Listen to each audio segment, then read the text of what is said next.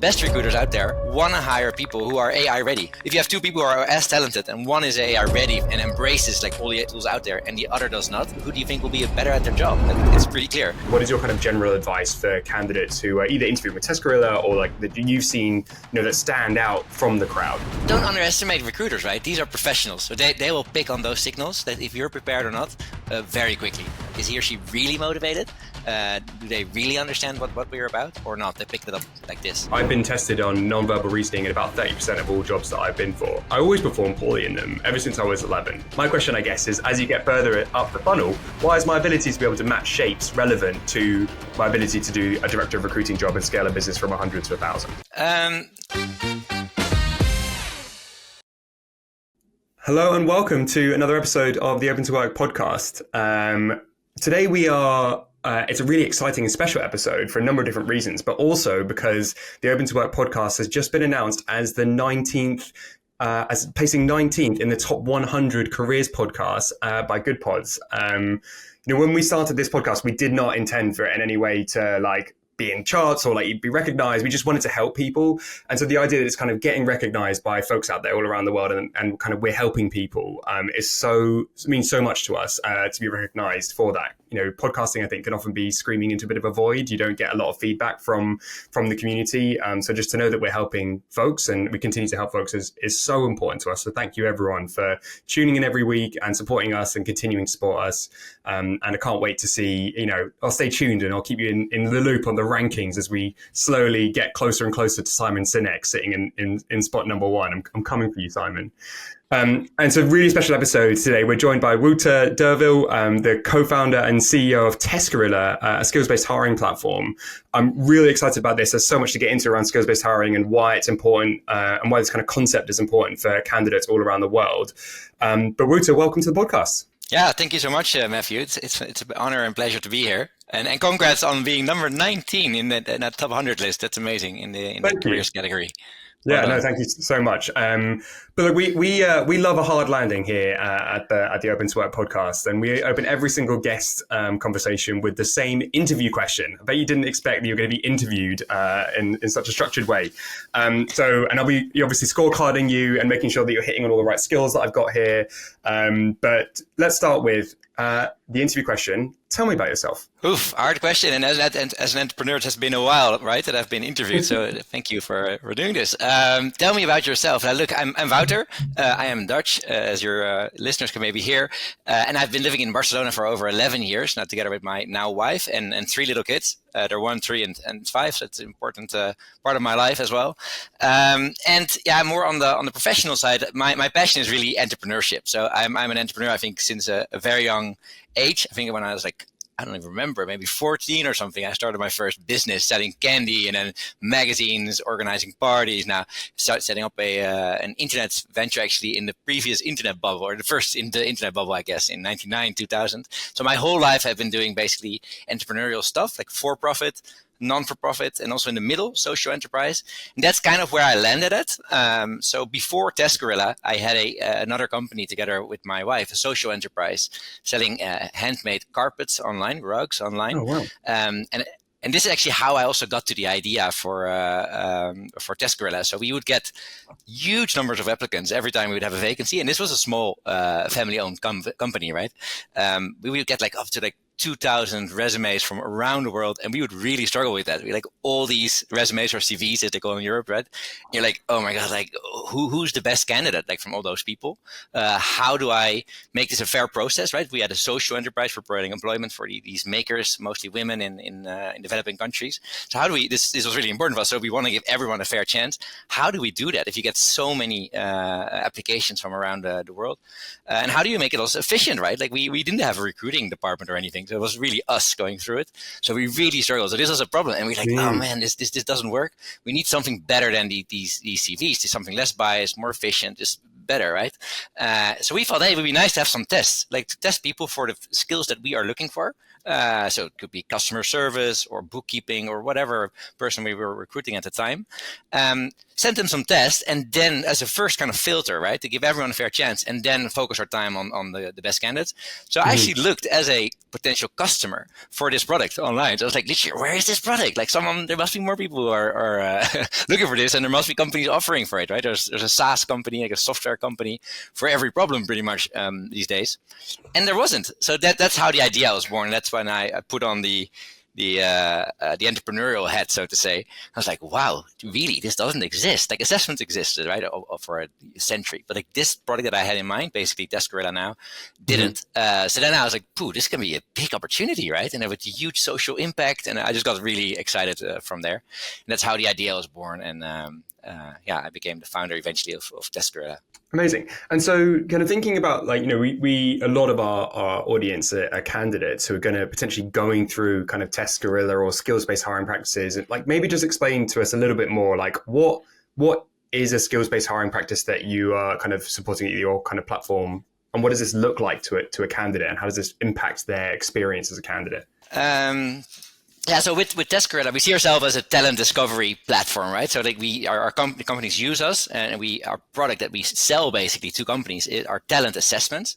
And these assessments consist of different tests and then some custom questions, as we call them. So questions that the employers can add, like a video question. Hey, why do you want to work for our company?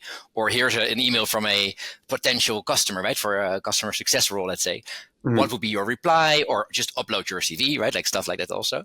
So a talent assessment consists of up to 5 different tests in our product, and these custom questions that employers can add.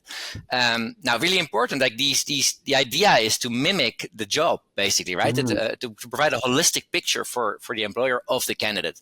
So we're not just testing one thing. Like there are some platforms where they're only testing, let's say, coding skills, right? Only coding. That's not how we work. So we try to say, hey, let's mimic the job a little bit. Like, so let's stick to the coding example. Like for a programmer, for example, you want to look at, as an employer, you want to look at, hey, do these people have the right coding skills, JavaScript or Python or whatever you're looking for, right? So those kind of tests we have, kind of hard skill tests, as we kind of call them internally.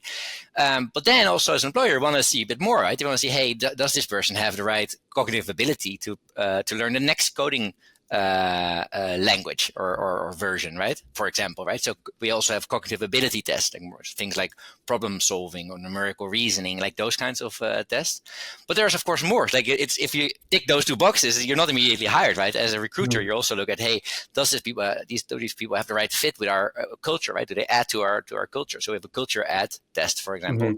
Do they have the right soft skills to manage a team, to plan things, to do the leadership part of it, the job, those kind of things. So there's all kinds of soft skills. So we offer all kinds of different skills, and what you'll see in a typical assessment is a few different types of tests, which also makes it nicer as a candidate. So you might have a program to stick to this example, right? Like one programming test, maybe a leadership test, a personality test. So there's a couple of different types of tests, and then some additional questions that the potential employer wants to know about you, right? Hey, why are you interested? What motivates you? Maybe your CV or salary expectations, depending on the employer, what they want to ask you. Do you get anything back at the end of this from a candidate, as a candidate? Like, do you get to see your results, or like take away any learnings or insights from how you performed? Yeah, so we're rolling this out so that so we have a new function where people immediately can see their results. So we're rolling this out in steps. We think it's really important. So actually, if you look at our company values for TestGorilla itself, like our number 1 is putting talent first. So this was something that we didn't have in the beginning, but we just realized, hey, we have these 2 user groups, right? We have the recruiters on the one hand, who are paying our bills, let's say. And then we have the candidates, right? And our mission is like democratizing opportunity for everyone as a company. That's our mission, democratizing opportunity for everyone, with a vision of 1 billion people in dream jobs. So we sometimes had those tensions, like, hey, what should we prioritize, right, in terms of product development, and what ticket, if you get a ticket, like an email from a customer and from a candidate, who do you answer first, right? So we decided, hey, it's really important to put talent first. This is what we're here for. That's why we exist, right? Like to democratize the opportunity for everyone. And so this also ties into this, to your question around like sharing results. This is not something we did initially, but this is something that we're now starting to roll out. I think it's really important just to share that and give something back also to candidates. Yeah, I think it is really important. I think both as like a candidate and also as a recruiting leader, I think one of the like challenges that sometimes they're going to have with like top of funnel skills-based assessment is the like amount of time put in at scale. So if you think about candidates who have been on the job market for an extended period of time, imagine that everyone was using skills-based hiring. That's like hours and hours and hours of repeated use of essentially like similar types of testing. And I think that and I think that's like a kind of sometimes a challenge that I have with that. But I think also it's sometimes if you don't receive feedback, you may never know why you're not getting through these funnels, right? Like in the same way that sometimes you don't know why you're not getting through at the moment if it's your CV that's bad, if your experience is bad, you don't know whether or not it's like you functionally don't have the skills or the mental aptitude to be able to do the role, which could legitimately be an answer, right? Like you could just not be good at might not have all the right skills to be a salesperson, and you shouldn't be in sales. And sometimes like you need that feedback, or that you need to know that maybe you're not very good at these types of testing. And my question, I guess, for you is how do you like adjust for people who like aren't good at certain types of testing and their brain isn't built in a way that is like adjusted for certain types of testing? Because like if I take it a personal example, I've been tested on nonverbal reasoning in about 30% of all jobs that I've been for. Right. And I always perform poorly in them ever since I was 11.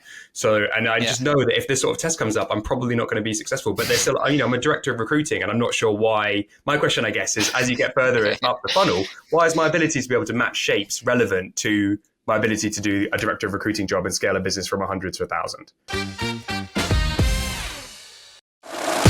Alderson James are one of the leading people and talent agencies. Since 2013, they've been responsible for over 1,000 people and talent hires, including one in a company that I used to work at. They helped me hire my head of technology TA. So I know the guys there pretty well. They've been responsible for scaling some of the most innovative companies in the UK and the EU. Also recently just launched in the US. So even folks in your neck of the woods now, James, can get involved for contingent, retained and executive search. And they also now do embedded through AJX. So they can do it all. Yeah, and the answer is very simple. It's not relevant. So it should not be part of your process. Yeah. And that's also where we differ, right? So we have this library of over 400 different tests. So if they would have been using TestGorilla, they would not have picked the spatial reasoning test for your role. It just doesn't make sense.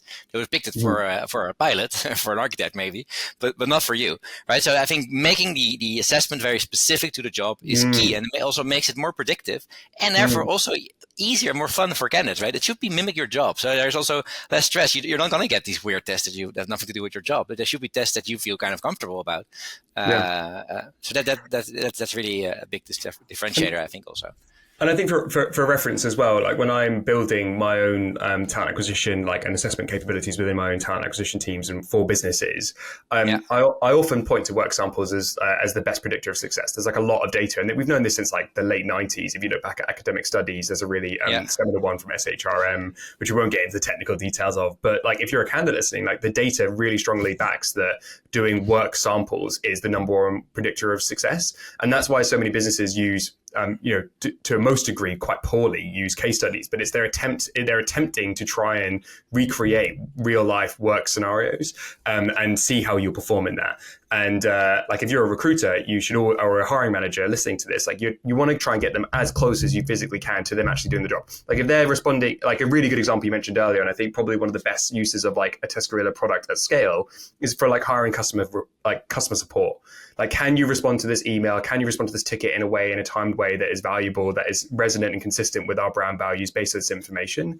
And that's really important. And that is going to increase, if you're good at what you do, that should increase your chances of getting hired regardless of what your CV says. Or if you intuitively have a good capability in these sorts of skills, if you're coming straight out of university, I imagine that's like, for graduates, it's probably one of their most used, your biggest customer centers, I would imagine. So based on the data that you have in TestGorilla at the moment, what are the kind of most commonly used tests that candidates need to know about? Nice question. So it really depends on the role, of course, but one trend that we definitely see is like a shift from kind of hard skills to more soft skills. And I think that's something that's here to stay. So one of the shifts we definitely see in the usage of our product is a shift from hard skills to soft skills. So hard skills are kind of language skills, coding skills, like really kind of hard skills that people technical have, skills, accounting, knowledge stuff, technical skills indeed.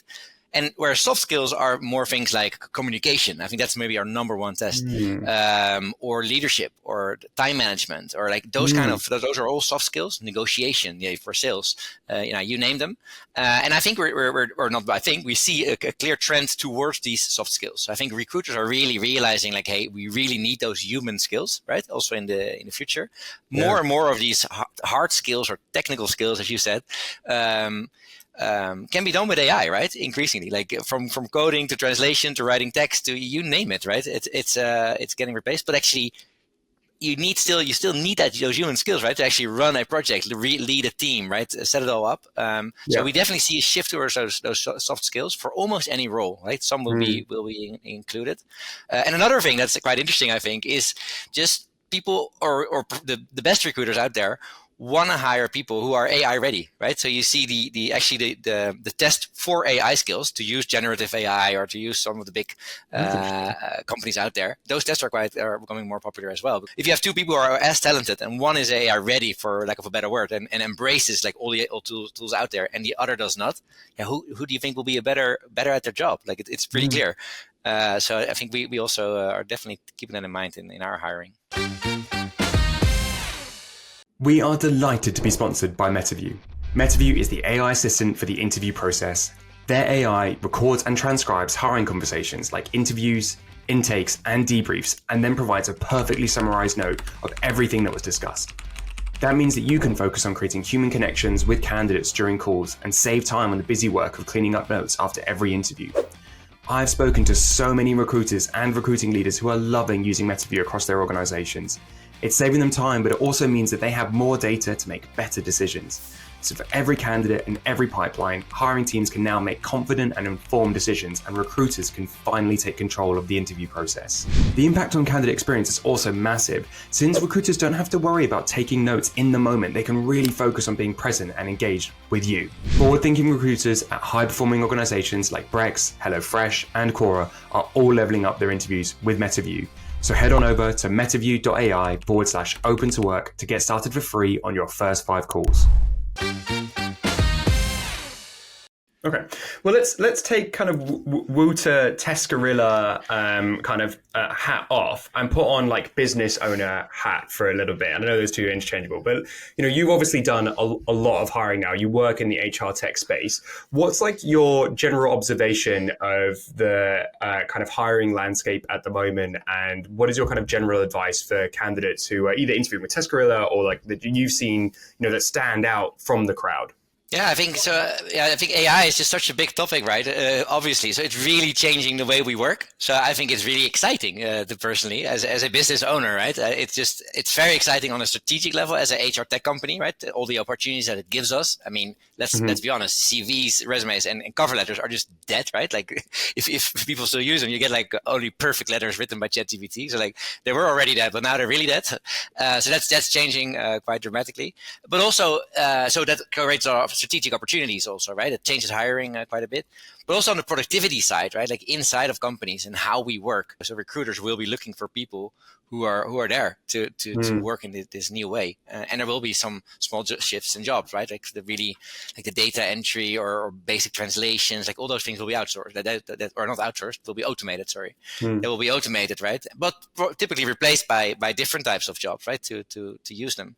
So maybe just want to give you one example, like that I'm quite excited about, like in our company. So across the company, we're really trying to embrace it and encourage people to use AI and also direct their L&D budgets for it. So we have quite a generous L&D budget.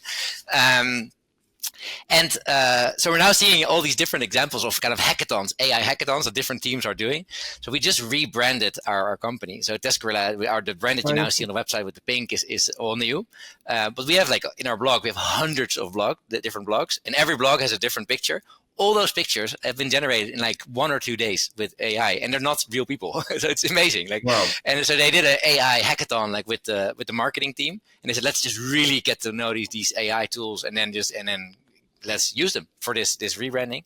So work they did in the past, like that would have taken months maybe, or definitely weeks, was now done in an afternoon, right? So that's just, I think those kind of things are very exciting, and we're seeing that across the company, right? From engineering to product to marketing, sales. It's happening everywhere, and it's very much changing hiring, therefore also, right? In what you look for people. It sounds like the kind of one of the thoughts here is that there's just going to be fewer roles, or like a whole different landscape potentially of roles. If we say fewer, let's say a different landscape of roles that are going to be more like AI enabled style roles that are going to drive higher level thinking. If you think of like Homo Deus as like an example, right? Like driving towards that future a little bit more, and enabling people to think more strategically and more in depth about their role versus doing kind of the menial tasks. Like the idea of like a co-pilot of the work that you're doing really kind of coming into the fore. And so as a candidate, being as AI enabled and AI aware as you possibly can as you go into interviews and go into conversations, that you can position yourself in someone who is that, as you said it earlier, AI enabled, right? Yeah, I fully agree. I think that if I could give any advice to a job seeker, it's like, be AI enabled, right? Understand these tools, understand the possibilities it offers you in your profession to be more productive. I think that gives you a huge advantage in the job market. And I mean, I imagine you have like quite a strong view on this. There's a lot of people who think that AI is currently reviewing CVs and stuff like that. And our observation and talking to different TA leaders and ATS providers around the world is that this isn't really happening at scale in any meaningful way.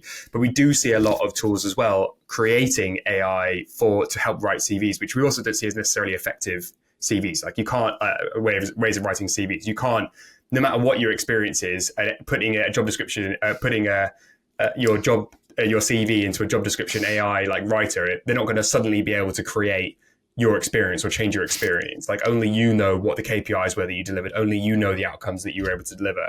I think that it feels like though that people are also using AI to apply for like so many more roles than they could do before, and potentially as well that's also diluting the overall talent acquisition market. Interested to hear like your general thought on like the trends that you're observing as, again, like a top of funnel HR tech provider, and like where you think kind of the impact of AI will have on the top of funnel kind of recruiting market.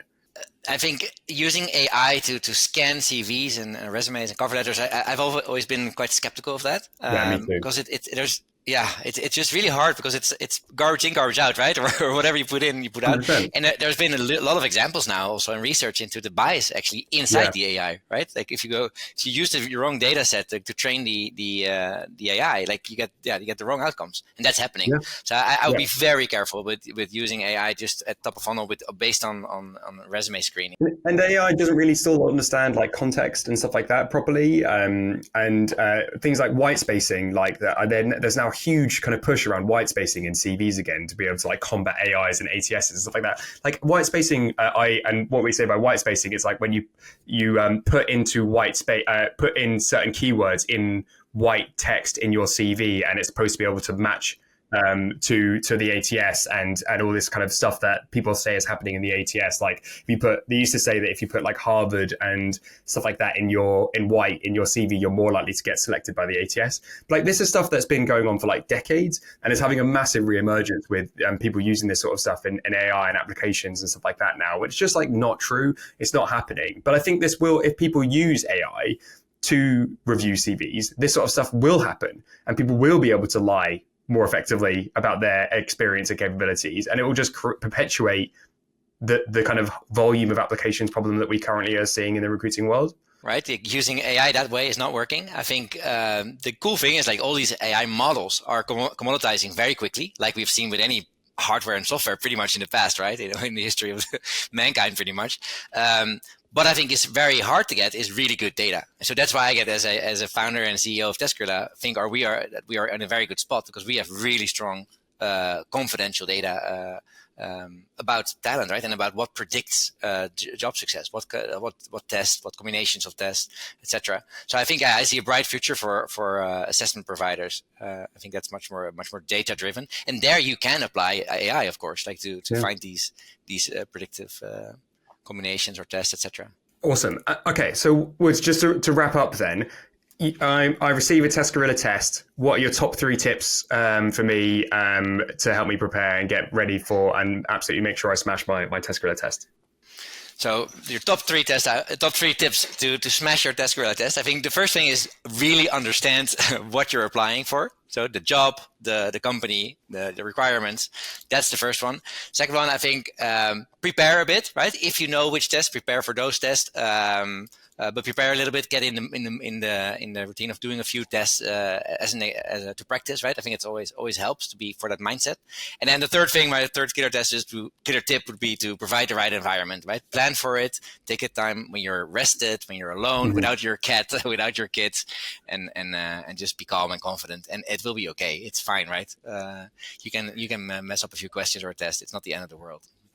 And I think just as like a final note, I mean, like this advice isn't inconsistent with the advice from other leaders from other businesses around the world, right? Like applying for fewer jobs, but doing them better and making sure they're like more closely aligned to like what you think you can do and the impact you can have on the business is going to increase your success rate. Like applying to more jobs doesn't necessarily mean more outcomes.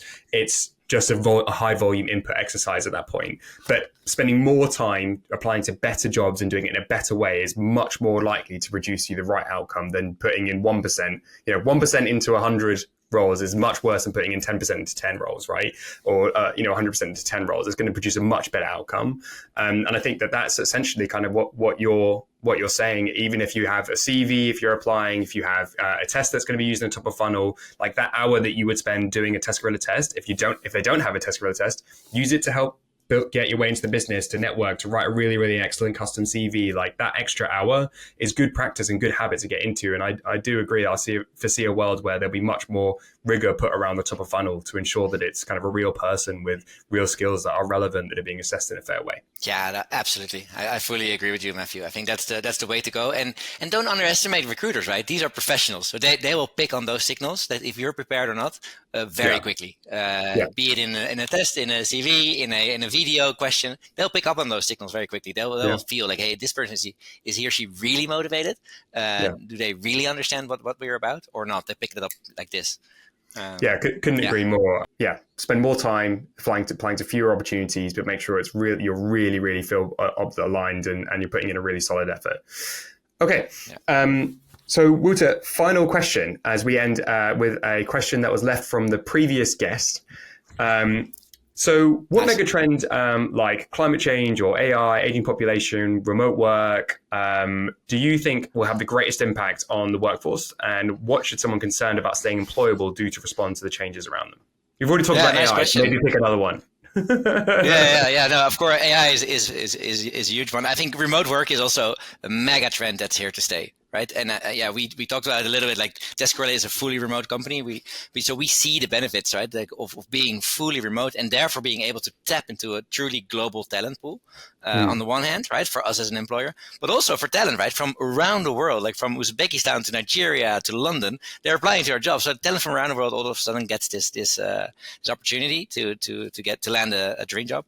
So I think that's really there to stay because the benefits are just so big, both for employers and for employees. And I think to stay employable and to optimize for this, English is really important. It sounds like a little bit obvious, but English is becoming even more important, right, as a kind of the global language between all these different countries. So that's something like make sure your English is okay. It sounds like a no-brainer for native speakers, but but without that, it's really hard to succeed in a global company, let's say.